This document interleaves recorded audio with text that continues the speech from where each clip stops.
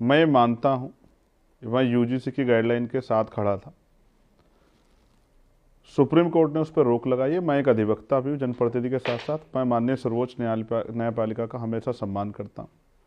मैं मानता हूँ कि ये इस वजह से हुआ कि सरकार अपनी बात को मजबूती से नहीं रख पाई।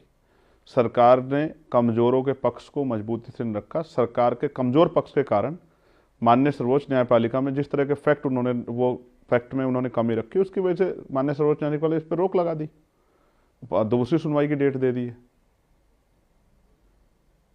तो इसमें इसमें सारी गलती इसमें सारी गलती वो सरकार की है।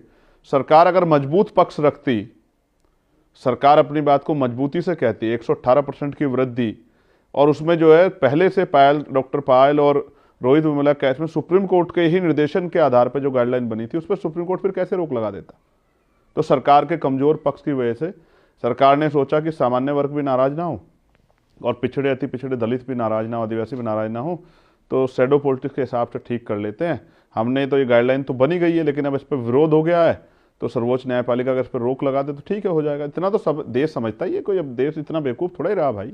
पढ़ने लिखने लगे, जब पढ़ते लिखते तब तो ठीक था, अब तो पढ़ने लिखने लगे हैं। हाँ बिल्कुल गेम प्लान था। अगर वास्तविकता में आप हितैषी थे तो आप मजबूती से जब आप, हमारे जो मिनिस्टर हैं, एचआरडी मिनिस्टर, ये कह रहे थे कि इससे किसी के साथ भेदभाव नहीं होगा और ये बहुत जिम्मेदारी से बनाई गई है, तो फिर आप अपने पक्ष को भी रखते सर्वोच्च न्यायपालिका मजबूती से।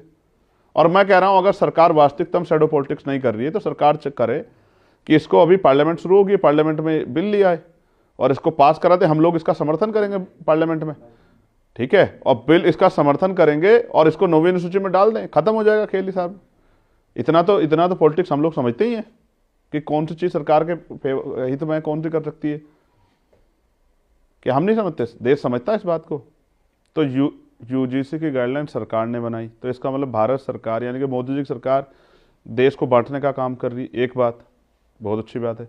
दूसरी बात, आप कह रहे हैं कि सुप्रीम कोर्ट का ये मानना है, तो भाई मैं ये कह रहा हूँ, जितनी त्वरित सुनवाई इस मामले में हुई है, मैं प्रशंसा करता हूँ माननीय सर्वोच्च न्यायपालिका की, लेकिन 69 शिक्षक भर्ती का मामला भी 1 साल से पेंडिंग है।